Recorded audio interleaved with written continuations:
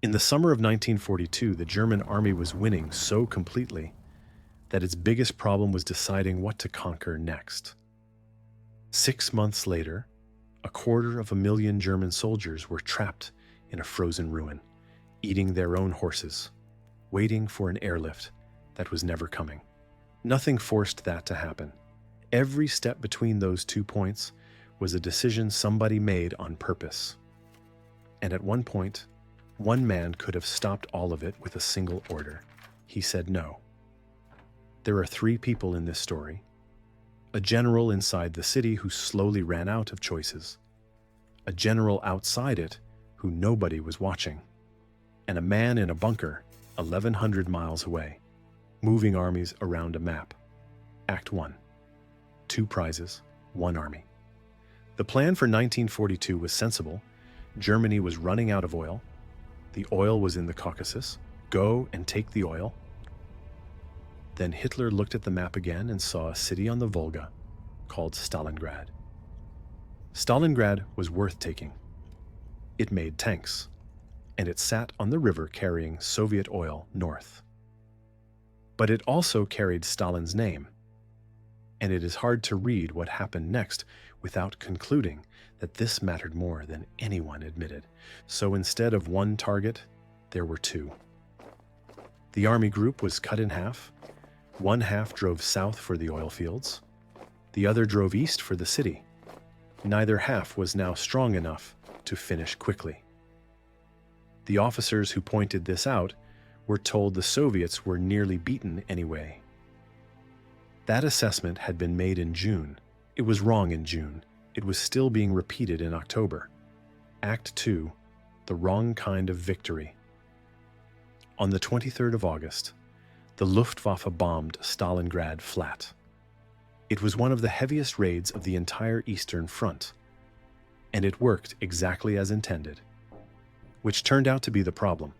Flatten a city, and you do not get an empty space, you get rubble, and rubble is the best defensive ground ever invented, because every collapsed building is a fortress that appears on no map and cannot be driven around. Germany's great advantage was speed, tanks crossing open country, surrounding armies before they could turn. None of that exists inside a broken factory. The Soviet commander in the city, Vasily Zhukov, understood this within days.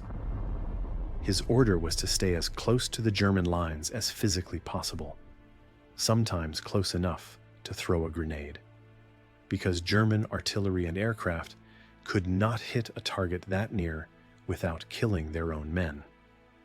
The Germans called it Rattenkrieg, the Rat War. Rooms changed hands, not buildings, rooms. One apartment block held by a small group under a sergeant named Pavlov held out for 2 months. German officers eventually marked it on their maps with the symbol for a fortress. Soldiers on both sides described it the same way. You did not attack a street. You attacked a staircase. You cleared a floor, and the enemy was still above you and below you, and in the cellar you had just walked over. Meanwhile, several hundred kilometers away, someone was watching all of this very carefully. Act 3. The general nobody was watching. Georgy Zhukov was not in Stalingrad, and that turned out to matter enormously. From a distance, the German position had a shape. A long, thin arm reaching east into the city, with the entire weight of the 6th Army out at the far end of it, fighting through rubble 1 room at a time. And the arm holding all that weight up was not held by Germans. The best divisions had gone into the city.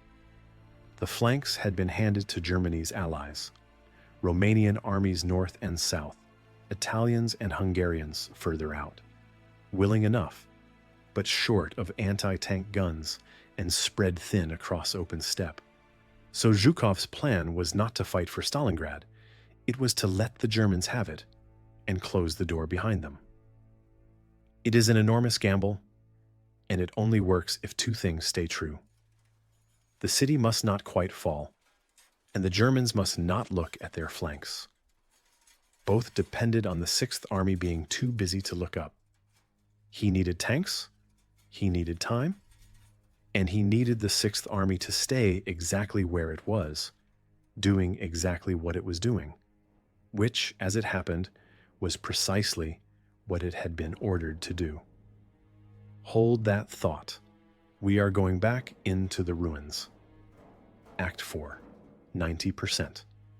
Through September and October, the Sixth Army took Stalingrad. Slowly, street by street. By mid-November, they held around 90% of it. 90% of a city sounds like winning. It is the specific kind of winning that destroys an army. Every week, the reports said the same thing. Nearly there. A few more days. One more push. Every week, the last Soviet-held strip of riverbank refused to disappear. Supplies came across the Volga at night in boats under fire. Reinforcements crossed the same way, and many never reached the far bank. Some units lasted a day. The line held anyway, by a few hundred meters. Zhukov's men were in appalling shape, but they did not need to win. They only needed to still be there. And then the temperature dropped, the ground froze hard enough to carry tanks, and Zhukov stopped waiting. Act 5. The door closes. Operation Uranus did not attack Stalingrad at all. It hit the Romanian armies on the flanks north and south at the same time. They broke in a day. The Romanians had asked for anti-tank guns and reinforcements for weeks. They had been told their sector was quiet. It was, right up until it was not.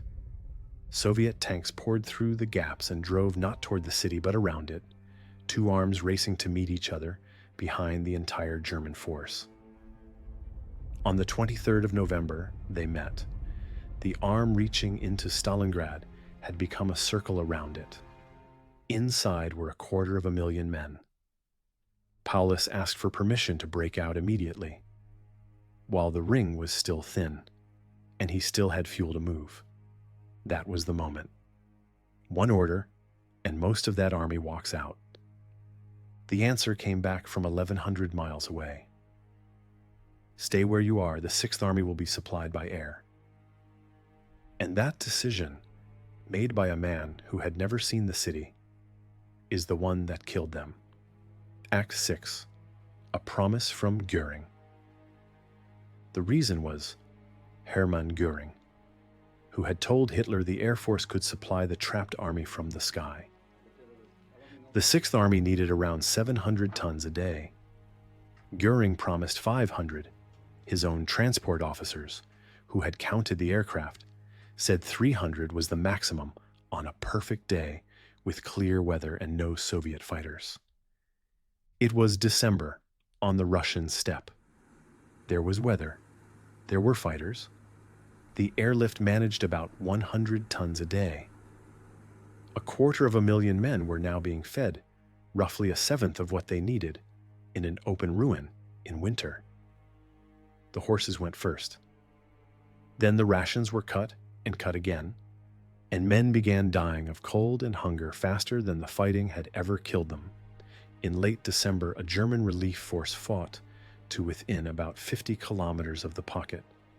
50 kilometers. Paulus could have attacked outward to meet it. He had been ordered not to. He obeyed. Act 7. The promotion. By the end of January, the pocket had been cut in two, and it was over. Paulus asked permission to surrender and was refused. Then, on the 30th of January, Hitler promoted him to field marshal. This was not a reward. No German officer of that rank had ever surrendered in the entire history of the army. And Hitler was making a suggestion about what a field marshal was expected to do instead. Paulus accepted the promotion. He surrendered the next morning.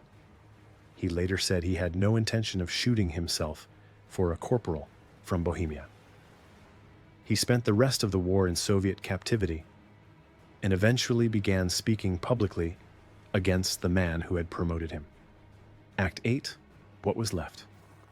Around 91,000 men marched into Soviet captivity. Roughly 6,000 ever came home. Axis losses across the campaign came to something near 800,000. Soviet losses were higher still. The city itself was gone, with its civilians inside it. Germany had lost an entire field army. It had never happened before, and the news was announced at home with funeral music on the radio. But the number that mattered most was not a casualty figure. After Stalingrad, the German army never mounted a full offensive across the Eastern Front again. Every campaign that followed was a defensive one wearing an offensive costume. Hitler split his army in two because he wanted the oil and the city with Stalin's name on it. He got neither. Stalingrad broke the German army in the east. Further north, another Soviet city had already been holding out for over a year, and Hitler never even tried to take it. That story is on screen now. Subscribe, and I'll see you in the next one.